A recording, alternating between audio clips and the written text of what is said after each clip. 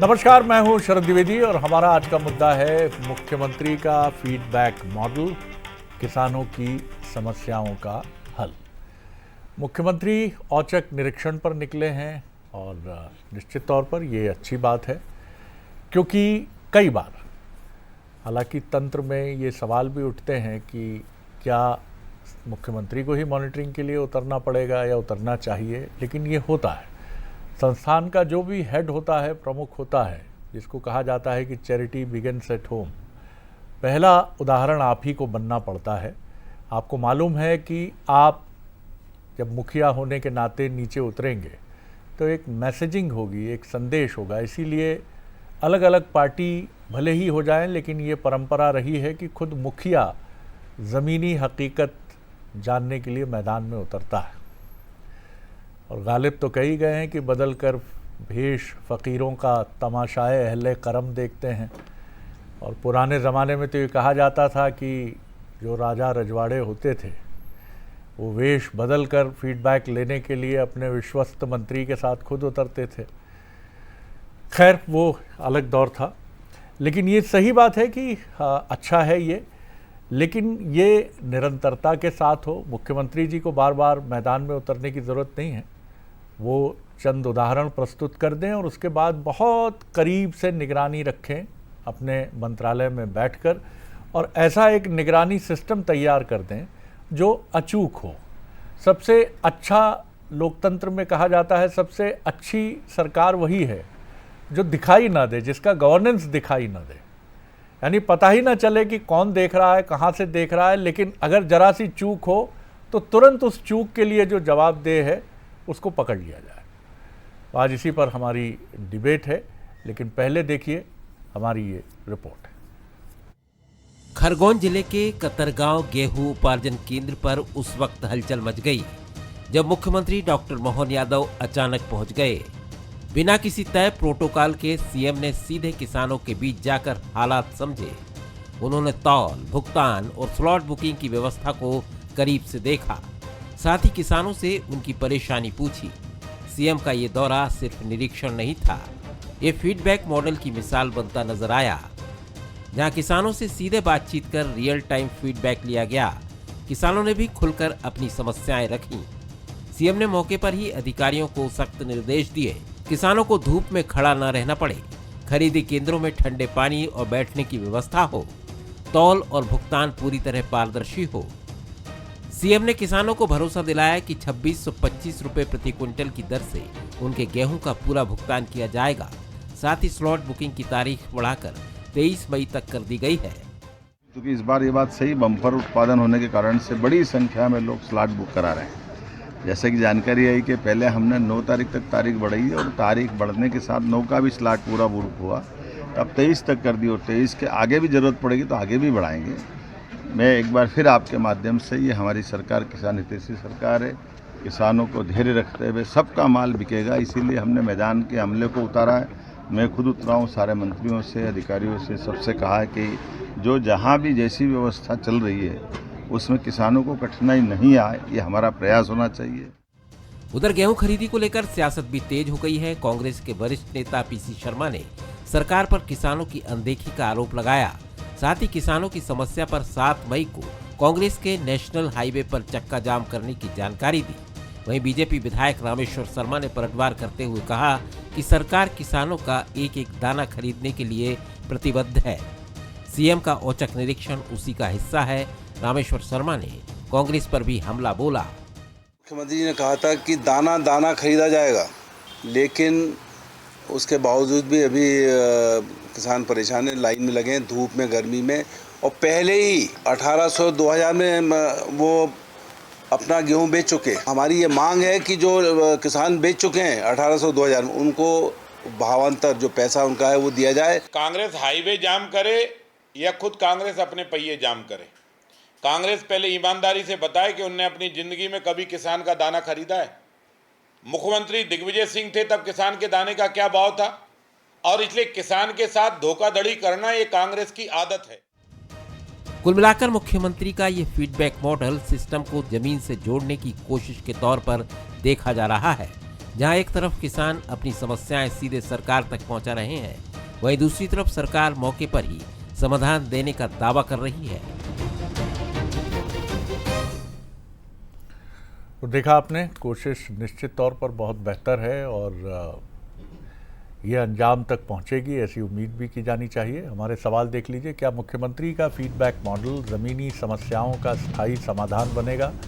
क्या गेहूं की स्लॉट बुकिंग बढ़ाने से किसानों की परेशानी कम होगी? क्या गेहूं खरीदी का मुद्दा किसानों से ज़्यादा सियासत का केंद्र बन रहा है? ये वो सवाल हैं जो बहुत महत्वपूर्ण हैं और जिन पर ध्यान रखना भी बहुत ज़रूरी है। जो मेहमान हमारे साथ हैं, पहले स्टूडियो में जो मेहमान हैं जयप्रकाश पाराशर हैं, वरिष्ठ पत्रकार, राजनीतिक विश्लेषक, मध्य प्रदेश के वरिष्ठतम पत्रकारों में से हैं, उनका बहुत स्वागत है। आनंद जाट जी हैं, युवा नेता हैं, प्रवक्ता हैं, उनका बहुत स्वागत है और खुद खेती किसानी की पृष्ठभूमि से आते हैं। यशपाल सिंह सिसोदिया साहब हैं, सीनियर बीजेपी लीडर हैं, पूर्व विधायक हैं, उनका बहुत स्वागत है। जयप्रकाश जी, कोशिश बहुत अच्छी है, मुख्यमंत्री जी ने अपना इंटेंट बहुत साफ कर दिया है, मैदान पर उतरकर किसानों से बातचीत, ज़मीनी सच्चाई को जानना और इसी के साथ एक मैसेज भी तंत्र को है कि जब मैं निकला हूं तो आप इस मसले की महत्वता को, इम्पॉर्टेंस को, गंभीरता को समझ सकते हैं। अब पूरी ताकत लगाइए और इस योजना का जो उद्देश्य है उसको सफल करिए। हाँ, सांकेतिक रूप से ये कहा जा सकता है, लेकिन समस्या बहुत गहरी है, इसमें कोई दो राय नहीं। और जो किसान हैं वो काफ़ी परेशान हैं, 2-2 दिन तक उनको अपनी ट्राली और ट्रैक्टर के साथ में इंतज़ार करना पड़ रहा है। और चूँकि ये मुख्यमंत्री जी ने अचानक इसको औचक निरीक्षण कहा जाएगा, लेकिन स्वाभाविक रूप से पहले से पता मतलब कलेक्टर साहब को तो सूचना होगी कि मुख्यमंत्री जी औचक निरीक्षण करने वाले हैं, तो जाहिर है कि वहाँ पर जो दूसरे केंद्र हैं उनके मुकाबले ज़्यादा बेहतर स्थिति होगी। मैं ये मानता हूँ शरद जी कि ये जो आज स्थिति पैदा हुई है ये होनी ही नहीं चाहिए थी, क्योंकि ये बड़ा स्पष्ट था कि सरकार जो है, गेहूँ कोई अचानक तो उत्पादन नहीं होता है, गेहूं के उत्पादन के सारे आकलन सरकारों के पास पहले से रहते हैं। कृषि विभाग के पास में रकबे की जानकारी रहती है, उत्पादन की जानकारी रहती है, सब चीज़ों की जानकारी रहती है। सरकार को ये सारे जो उपाय हैं ये बहुत पहले किए जाना चाहिए थे। इस बार जो सबसे ज़्यादा रजिस्ट्रेशन में तो समस्या नहीं रहती, कोई भी रजिस्ट्रेशन कर लेता है, उसमें कागज़ भी, दस्तावेज भी नहीं लगाने पड़ते। लेकिन जो असल चीज़ है वो स्लॉट बेचने के लिए उनको स्लॉट नहीं मिल रहे हैं, और रात रात दिन भर लोग इसके लिए प्रयास कर रहे हैं कि उनको स्लॉट मिल जाए। और जो गेहूं उत्पादन का जो सबसे बड़ा बेल्ट है उसमें ये समस्या सबसे ज़्यादा है। तो अगर आप इसको इस तरह से देखें कि ये जो समस्याएं पैदा हुई हैं, इनको जो हमारा सिस्टम है, जो मशीनरी है, उसको पहले से इनका अनुमान होना चाहिए था, और मेरे ख्याल में उनको होना होगा। लेकिन अब बहुत सारे किसान, जैसा कि अभी एक मैंने बाइट भी सुना, तो 2200 के रेट में वो 400 रुपये के घाटे पर बहुत से बेचना पड़ता है, उनको बेच चुके हैं, क्योंकि 31 मार्च को उनको जो इंटरेस्ट सब्सिडी है उसका लाभ उठाने के लिए पैसे जमा करना पड़ते हैं बैंक में। तो ये सरकार से एक गंभीर चूक है, इसको बहुत ज़्यादा अटेंटिवली, बहुत ज़्यादा ध्यान दे करके और इसका समस्याओं का निराकरण करना चाहिए। कई बार एक पैनिक मोड में भी भारत में लोग चले जाते हैं जयप्रकाश जी। जैसे ट्रैफिक के लिए ये सबको मालूम है कि अगर आप अपनी गाड़ी लेकर बीच में आ गए तो आप पूरी लाइन को गड़बड़ कर देंगे, लेकिन उस समय हर आदमी ऐसे गाड़ी चलाता है और ऐसे आगे आने की कोशिश करता है जैसे बहुत फर्माबरदार है, वक्त का उससे बेहतर पालन करता कोई है नहीं। और स्लॉट वगैरह के आवंटन के बाद भी किसानों को ऐसा लगता है कि ये प्रक्रिया कैसे आगे बढ़ेगी। कई बार ये भी हमारा मनोविज्ञान भी एक बड़ी चुनौती बनता है। अगर आपके पास मैसेज आया है, एक निश्चित समय पर आपको पहुंचना है, आपको उस समय के आसपास ही पहुंचना चाहिए, लेकिन अगर आप पहले पहुंच जाएंगे या पैनिक उसमें चले जाएंगे तो ये कठिनाइयाँ होंगी। निश्चित तौर पर कोई सिस्टम जब होता है तो उससे जुड़ी कुछ चुनौतियां भी सामने आती हैं। जी आनंद जी, आपका रिएक्शन। दो चीज़ें हैं। मुख्यमंत्री का औचक निरीक्षण देखने में पीआर एक्टिविटी के लिए बहुत अच्छा है, अगर इसके परिणाम भी अच्छे आते हैं तो किसानों की ओर से इसका स्वागत किया जाना चाहिए, क्योंकि मैं पिछले 15 सालों से देख रहा हूँ लगातार, जो जब से होश संभाला है तब से अपनी फसल बेच रहा हूँ। अभी शरद जी मेरे फ़ोन में आप चाहें तो मैं दिखा सकता हूँ, 7:40 का ये OTP है, और जब मैं OTP एंटर करता हूँ तो स्लॉट बुकिंग नहीं हो रही है। स्लॉट का मसला ये है कि आप अपने मनचाहे वेयर हाउस पर निश्चित दिन निश्चित तिथि के समय पर आप जो है अपनी फसल जाकर बेच लेंगे। आपका स्थान आरक्षण की तरह पहले से बुक है, जैसे ट्रेन में आरक्षण होता है आपकी बर्थ का जी। तो सबसे बड़ी समस्या ये है। और जयप्रकाश जी ने बहुत अच्छी बात कही थी कि हर साल गेहूं खरीदना है, एक मैकेनिज़्म है। जो आज समस्या आ रही है वो पहले कभी नहीं आई, और उन लोगों के लिए भी ये बहुत अच्छी एक्टिविटी हो सकती है मुख्यमंत्री जी का ज़मीन पर उतरना, जिनके मन में किसान की छवि धोती कुर्ते वाले और कान में बीड़ी फंसे हुए और बहुत गरीब से दयनीय टाइप के किसान जो दिखाई देते हैं फिल्मों में, उस तरह की छवि वालों के लिए। लेकिन अब जनरेशन चेंज हो गई है, हमारे जैसे लोग किसान हैं जो टेक्नोलॉजी को भी समझते हैं। बैंक का सर्वर डाउन नहीं हो रहा है, सारे लेन देन हो रहे हैं। दूसरे स्कूल की फ़ीस अगर बच्चों की भरनी हो उसका सर्वर डाउन नहीं हो रहा है, लेकिन किसानों की स्लॉट बुकिंग के लिए देश का सबसे बड़ा NIC का सर्वर जो है वो डाउन चल रहा है। किसे मूर्ख बनाया जा रहा है, समझ में नहीं आ रहा है।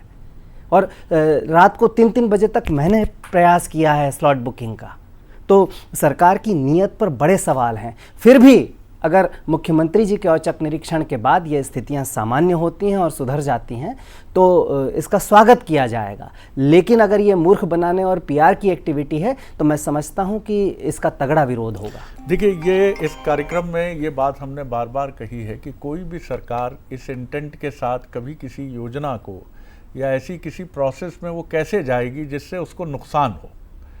तो ये सवाल खड़ा करना कि ये चीज़ें देखिए, लोकतंत्र में एक और आसानी है, मैं बात पूरी कर लूँ आनंद जी जी जी, कि सरकार चाहे किसी भी पार्टी की हो, उसके सर ठीकरा फोड़ना एक बहुत आसान प्रक्रिया है, कोई भी कठिनाई हो।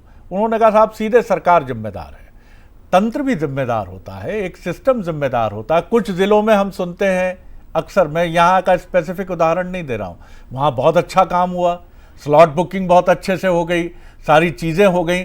तो ये डिपेंड भी करता है तंत्र के ऊपर भी। हाँ, या आप कह सकते हैं कि तंत्र की निगरानी कहाँ से होती है, उसकी बात हमने शुरू से की कि भाई मुख्यमंत्री ने नीचे जाकर ये मैसेज दिया है आनंद जी कि मैं खुद आया हूँ और जो भी कलेक्टर या जो भी अधिकारी इसमें कोताही बरतेंगे उनके विरुद्ध एक्शन होगा। मैं लौटूंगा आपकी तरफ। आप यशपाल जी, आपने सुनी सारी बातें, समग्रता में एक टिप्पणी सरकार की तरफ से आपकी। जी शरद जी, देखिए, आपके मुखार बिंद से आपने स्वयं ने अपनी पूरी रिपोर्टिंग में भी 2-3 चीजें बहुत अच्छी कही। मैं आपका धन्यवाद देना चाहता हूं कि सरकार के प्रयासों को आपने कोशिश को बेहतर बताया है। फिर आपने ये भी कहा कि अच्छी बात है औचक निरीक्षण करना चाहिए, और आपने ये भी कहा कि फीडबैक मॉडल है ये माननीय मुख्यमंत्री जी का। शरद जी, PC शर्मा जी की मैं बाइट सुन रहा था, उन्होंने यह आरोप लगाया कि किसानों की अनदेखी पर आरोप लगाया। जिन सरकारों ने, कांग्रेस की सरकारों ने हमेशा किसानों की अनदेखी करी है, वो आज हमारे द्वारा किए जाने वाले प्रयासों को अनदेखा के रूप में निरूपित कर रहे हैं। शरद जी, मैं 2 चीजें जरूर बताऊंगा क्योंकि आपके चैनल के माध्यम से लाखों किसान अभी इसको सुन रहे होंगे, दोनों राज्यों के, मध्य प्रदेश के भी और छत्तीसगढ़ से। मैं आंकड़े लेकर के बैठा हूं। औचक निरीक्षण खरगोन के कतरगांव में किया गया और शाजापुर के मकोड़ी गांव में किया गया। देखिए, माननीय मुख्यमंत्री जी ने हालिया 2 दिन के अंतर्गत तोल कांटों की संख्या 6 कर दी गई है। FAQ में शिथिलता, चमक विहीन 50% दाने भी खरीदे जाएंगे। सुखड़े दाने की सीमा 6% से बढ़ा करके 10% कर दी गई। क्षतिग्रस्त दानों की भी सीमा बढ़ाकर 6% कर दी गई है। इसी प्रकार से स्लॉट बुकिंग की क्षमता 1000 क्विंटल से बढ़ा करके 2250 क्विंटल कर दी गई है, और अधिक बढ़ाते हुए प्रति केंद्र पर 3000 क्विंटल कर दी जाएगी। मैं ये भी बताना चाहूंगा शरद जी के 8.83 लाख किसानों द्वारा 60.84 लाख मीट्रिक टन के स्लॉट बुक कराए जा चुके हैं। 5,08,657 किसानों ने अब तक 22,70,000 मीट्रिक टन का उपार्जन किया जा चुका है। गत वर्ष 77 लाख मीट्रिक टन का उपार्जन मध्य प्रदेश में किया गया था। इस वर्ष भारत सरकार ने शरद जी 78 लाख मीट्रिक टन का टारगेट मध्य प्रदेश की सरकार को दिया था। माननीय मुख्यमंत्री जी ने कहा कि चूंकि व्यापक उत्पादन हुआ, प्रचुर मात्रा में उत्पादन किया है, इसलिए आप इसको 100 मीट्रिक टन करें। और लगभग 3 दिन के अल्प अवधि में भारत की सरकार ने 100 लाख मीट्रिक टन खरीदने का निर्णय करते हुए सरकार को व्यवस्था दी है। मैं यह भी कहना चाहूंगा 30 अप्रैल से बढ़ा करके 9 मई से बढ़ा करके 23 मई शॉर्ट बुकिंग की कर दी और माननीय मुख्यमंत्री जी ने कहा कि एक एक दाना खरीदा जाएगा और आवश्यकता पड़ी तो 23 मई को भी आगे बढ़ाने का काम कराया जाएगा। देखिए केंद्रों पर पानी की व्यवस्था, टेंट की व्यवस्था, छाया की व्यवस्था, ये सब देखने का काम भी जनप्रतिनिधियों का है, प्रशासनिक अधिकारियों का है। और माननीय मुख्यमंत्री जी ने तो औचक निरीक्षण करके सबको चौका भी दिया है। और जैसा कि आपने स्वयं अपनी रिपोर्ट में कहा है, ये बेहतर निर्णय है, इसका स्वागत किया जाना चाहिए। गलतियां, कमियां, खामियां सिस्टम में है, लेकिन इसको दूर कर दिया जाएगा क्योंकि स्वयं माननीय मुख्यमंत्री जी मैदान में उतरे हुए हैं। और मैदान में जब मुख्यमंत्री उतरते हैं तो उसके परिणाम किसानों के हित में सार्थक होगा। और शरद जी, ये वर्ष तो 2026 का हम किसान कल्याण वर्ष मना रहे हैं। यशपाल जी, यहाँ बस एक चीज और है, कई बार लोकतंत्र में हमारा ये कहना, एक दबाव हम अपने ऊपर ले लेते हैं कि बहुत सुविधाजनक होगा सब कुछ। जनता या किसान या आम आदमी के मन में एक परसेप्शन डेवलप हो जाता है कि बड़ी अचूक सी व्यवस्था होगी। हम सहज रूप से ये भी कहें, इतने बल्क लेवल पे खरीदारी होनी है। आपने जो आंकड़े दिए, धन्यवाद उसके लिए, कि 8 इतने लाख किसानों ने स्लॉट बुकिंग के लिए आवेदन दिया, 7 लाख से ज़्यादा के बुक हो गए, 5 लाख से ज़्यादा अपना गेहूं बेच चुके हैं। जाहिर है एक मेहनत टास्क है, एक बहुत विशालकाय अभियान है। इस अभियान को आप ये सोचें कि ये एक दिन में वन डे वंडर की तरह कि बड़ी आधुनिक और ऐसी मशीन्स हैं कि आप फटाफट लाते जाइए, ऑटोमेटेड सिस्टम है, AI रिडन सिस्टम है, सब कुछ फटाफट हो जाएगा, तुलाई हो जाएगी सारी। ये चीज़ हमें बतानी चाहिए कि इसमें चुनौतियां थोड़ी रहेंगी, किसान तैयार रहें और किसानों को भी ये ना लगे कि सब कुछ बहुत स्मूथ होगा। भाई पहले आप जहां बेचते थे अपना अनाज, वहां तो आपको ये समस्याएं शायद नहीं आती थी, लेकिन वहां आपके मनमाने जो दाम वो तय करते थे महाजन साहब, आप उसी दाम पे बेचते थे। तो आप इस प्रक्रिया में आए हैं जहां आपका एक एक अनाज का दाना खरीदा जाएगा और वो भी उस प्राइस पर खरीदा जाएगा जिसमें आपको नुकसान नहीं है। तो आपको भी धैर्य तो रखना होगा और आप ये सोचें कि उन दावों में आप उलझ जाएं कि साहब कहा तो ये गया था कि मोबाइल में आएगा और तुरंत पहुंचेंगे, जैसे सिनेमा हॉल में, सिनेप्लेक्स में टिकट बुक करते हैं। सर, इन दोनों प्रक्रियाओं में अंतर को समझिए। आनंद जी, किसान कभी भी शिकायत नहीं करता है, वो बरसात भी झेलता है, वो गर्मी भी झेलता है। यशपाल जी बड़े भाई हैं और विद्वान हैं, लेकिन मैं पूछना चाहता हूं कि ऐसी क्या कमियां थी जिसकी वजह से किसानों को 45 डिग्री सेल्सियस में आंदोलन करना पड़ा? सब कुछ अच्छा है तो फिर क्यों किसान जो है सड़क पर आ रहा है, क्यों सवाल पूछ रहा है? ये दूसरी बात है।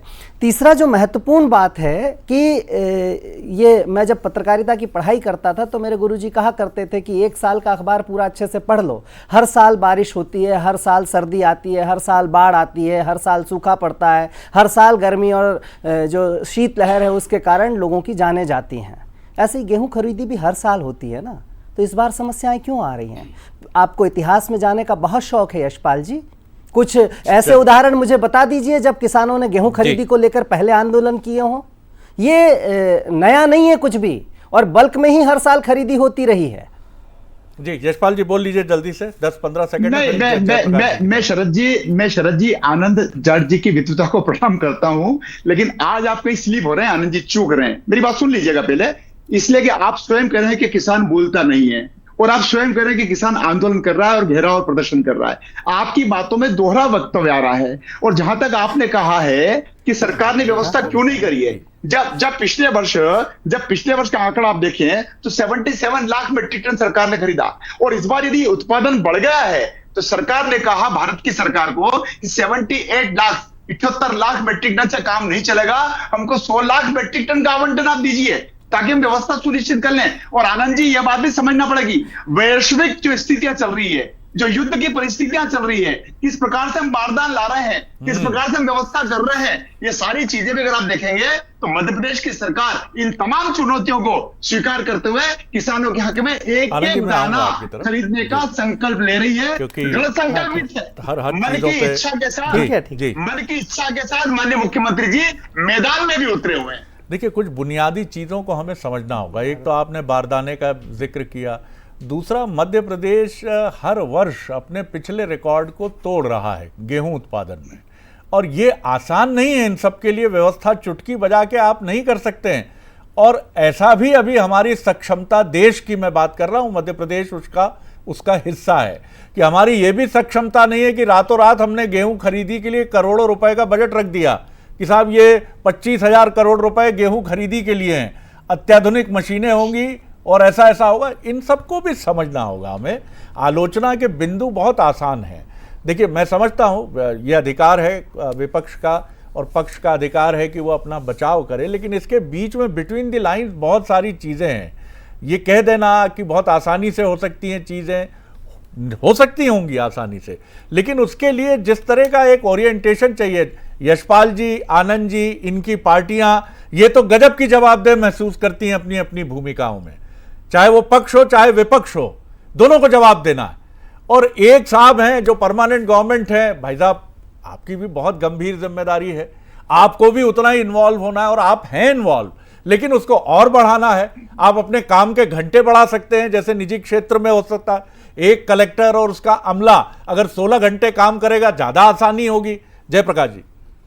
नहीं, आप ठीक कह रहे हैं कि यशपाल जी ने जो कहा कि केंद्र, ये बिल्कुल सही है कि केंद्र सरकार ने बड़ा लक्ष्य रखा खरीदी के लिए और उन्होंने कहा राज्य सरकार को, तो वहीं से कहानी शुरू हो जाती कि जब आपका लक्ष्य बढ़ गया था और सब चीज़ें सरकार ने कहा था केंद्र ने आपसे, तो प्रशासनिक मशीनरी को ये पहले से हर चीज़ में समस्या क्यों पैदा हुई, बारदाने की समस्या क्यों पैदा हुई। दूसरे और तमाम मतलब मैं बहुत इसमें मुद्दे को मैं जानता हूँ कि रिसोर्सेज की समस्या है, आर्थिक संसाधनों की समस्या है और तमाम चीज़ों की है, लेकिन इससे और कोई भी पॉलिटिकल पार्टी जो सत्ता में हो वो ये कभी संदेश नहीं देना चाहेगी कि वो काम खराब कर रही है और लोगों को जो उसका कोर वोट बेस है उसको नाराज़ करना चाहेगी। लेकिन मुझे ये बात समझ में नहीं आती कि ये अनुमान, ये कोई आकस्मिक समस्या नहीं है, ये एक होने वाली, हर साल जो है होने वाली घटना है। और केंद्र से जब आपको ये ज़्यादा खरीदी का लक्ष्य मिला था और उन्होंने कहा था कि आप ज़्यादा खरीदिए, तो ये अव्यवस्थाएं क्यों पैदा हुई। यशपाल जी, मैं चूँकि मेरे भी बहुत लोग जो हैं वो किसान हैं और उनसे बात होती है, तो ये कई केंद्रों पर तो ये स्थिति है कि मटकों में पानी भी नहीं है, लोगों को अपने घरों से बड़ी बड़ी कुप्पियों में पानी भर के ले जाना पड़ रहा है। तो ये बड़ी हालात जो हैं बहुत ख़राब है। सरकार को इस पर तुरंत ध्यान देना चाहिए। आप लोग, मुझे लगता है कि जो कहा जाता है कि एक बुरी खबर को ज़्यादा जल्दी ट्रेवल करना चाहिए, तो इसको करना चाहिए। अगर ये इस तरह की हड़कंप और स्थितियां हैं तो इनका निवारण जल्दी जल्दी होना चाहिए। आनंद जी, बहुत कम वक्त है मेरे पास। मध्य प्रदेश की तरह एक राज्य है भारत में राजस्थान, वहाँ भी भाजपा की सरकार है और वहाँ 15 मार्च से जो है गेहूं की खरीदी हो रही है। हमें तारीख पर तारीख दी गई और बारदान का संकट अगर वैश्विक युद्ध की वजह से अगर मध्य प्रदेश में है तो वहाँ भी था और 2735 रुपये में खरीदी हो रही है। ये मध्य प्रदेश में 2625 रुपए की बात कहकर, तो ये केवल भ्रमित करने वाली बात है। और मैं एक बात कहना चाहता हूं कि मेरा स्लॉट बुकिंग करवा दीजिए, आप बताइए कहां जाना है, किससे करवाना है। यशपाल जी। अरे जाट साहब, आदरणीय, स्लॉट बुक कराने में कहीं नहीं जाना पड़ता है। आप तो विद्वान व्यक्ति हैं, स्लॉट बुक तो किसान स्वयं कर रहा है। उसके अरे मेरी बात पूरी हो जाती। मेरी बात पूरी हो जाती। राजस्थान के रकबे में, राजस्थान के उत्पादन में और मध्य प्रदेश के उत्पादन में जाट जी अंतर तो आया होगा, और तभी इन परिस्थितियों को भाप करके माननीय मुख्यमंत्री जी ने तत्काल प्रभाव से चिट्ठी लिख करके और भारत की सरकार से 100 लाख मीट्रिक टन गजब का रिकॉर्ड तोड़ा है। Last year 76 lakh metric ton था, 78 लाख का टारगेट भारत की सरकार देती है, और माननीय मुख्यमंत्री जी कहते हैं कि ना इस बार उत्पादन रकबा बढ़ गया है, हमको आवश्यकता पड़ेगी। ये सारी चीजें चुनौतियों वाली तो है। आनंद जी, आप तो आनंद लीजिए, किसान प्रसन्न है, और किसान जब प्रसन्न है तो भारतीय जनता पार्टी के मुख्यमंत्री के औचक निरीक्षण के दौरान कहीं किसी प्रकार का कोई अरे आपका सवाल तो हो गया होगा, आप पता नहीं क्या दिखा रहे हैं। आपको तो धन्यवाद देना चाहिए सरकार को कि सरकार इतनी शिद्दतता के साथ काम कर रही है। कई बार स्टूडियो के वातानुकूलित कमरों में बैठकर जब हम इस तरह की डिबेट करते हैं तो उस पार की बहुत सारी चीज़ें हम उस रूप में नहीं देख पाते हैं। ये बात मैं फिर दोहराऊंगा कि हमें ये ज़रूर देखना और समझना चाहिए कि हम किन परिस्थितियों में हैं और उन परिस्थितियों में किसी भी प्रक्रिया को आगे बढ़ाना कितना आसान है। स्टेडियम आईपीएल की भीड़ जमा होती है और बात सीधे आती है कि बदइंतज़ामी थी, लेकिन ये बदइंतज़ामी क्यों होती है? आप बार बार कुछ चीज़ें कहते हैं, लेकिन ठीक है, हम बहुत सारी चीज़ों से, बहुत सारे दबावों से गुजरते हैं। आबादी हमारी चुनौती है, कई बार बहुत अधिक उत्पादन हमारी चुनौती है। कई बार मैं फिर कहता हूं, मैं पॉलिटिकल कमिटमेंट पे सवाल नहीं उठाता। कोई सरकार, किसी सरकार का मुखिया कभी ये नहीं चाहेगा कि वो जनता के बीच में क्वेश्चनेबल हो, लेकिन ये कौन सा तंत्र है और इस तंत्र को ओरिएंटेशन की तरफ ले जाने के लिए क्या करना पड़ता है। कहीं घोड़े से तुलना होती है, घुड़सवार से तुलना होती है, लेकिन देश किसका है? देश हमारा है। हम देशभक्ति से भरी फिल्में देखकर आंसू बहाते हैं, लेकिन सड़क पर जब काम करने की बात होती है, कचरा देखते हैं, किसी को घायल देखते हैं, तो अपनी गाड़ी का एसी और तेज करके फरफर निकल जाते हैं। कौन झंझट में फंसे? ये टीका टिप्पणी कई बार बहुत सहज और बहुत आसान हो जाती है। ऐसा होना चाहिए था, ऐसा करना चाहिए था, लेकिन माफ़ कीजिएगा साहब कि जब आप मैदान में उतरते हैं और बल्ला घुमाते हैं तभी आटे दाल का भाव मालूम पड़ता है। तो निश्चित तौर पर जैसा यशपाल जी ने कहा, कमियां होनी ही चाहिए, क्योंकि इतना बड़ा तंत्र है। लेकिन इस तंत्र की कुछ कमजोरियों को पूरे अभियान पर मढ़कर उसको ये कहना कि साहब कुछ नहीं हो रहा है, ये उचित नहीं है। इंतज़ार कीजिए, अभी तो शुरुआत है ये। हम उम्मीद करते हैं जो चीज़ें हैं वो बेहतर होंगी, ठीक होंगी। किसान भी मुस्कुराएगा, सरकार भी मुस्कुराएगी और विपक्ष भी ये कहेगा कि हाँ, आपने ठीक से दायित्व तो किया है। इसे एक चैलेंज के तौर पर लीजिए। बहुत शुक्रिया आप तीनों मेहमानों का। आगे देखिए हमारा न्यूज़ बुलेटिन प्राइम मेट्रो। नमस्कार।